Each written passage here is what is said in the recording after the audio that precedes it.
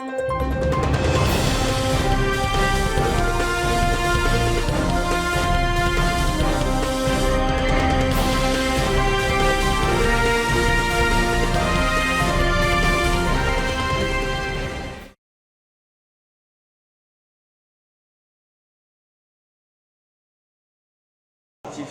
création de l'association CREP.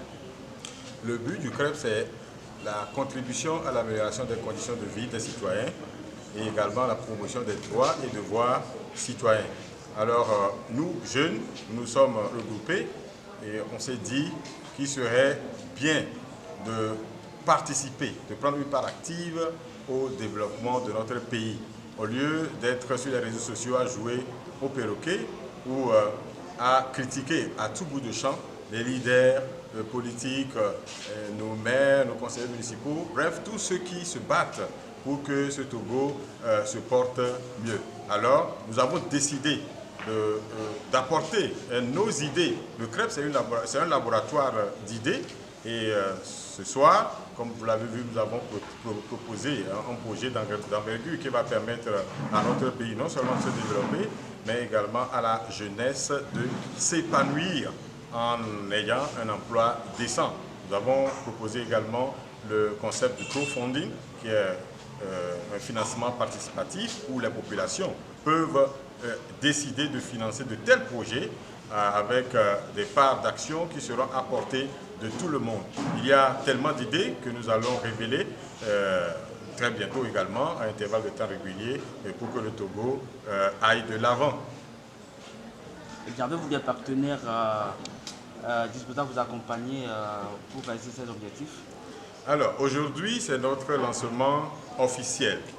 Jusque-là, nous avons tout fait avec nos propres moyens. On a voulu mettre à la lumière du jour ce que nous avons proposé, ce que nous voulons faire. Mais bien évidemment, ceux qui sont intéressés à accompagner nos idées, il n'y a pas de problème. Et le projet Pôle agro-pastoraux du Togo est adressé au de l'emploi et de permettre au pays de se développer. C'est ce que les grandes puissances que nous connaissons ont fait. Et aujourd'hui, ils sont développés, nous les envions, nous voulons partir chez eux. Nous voulons faire les mêmes choses chez nous.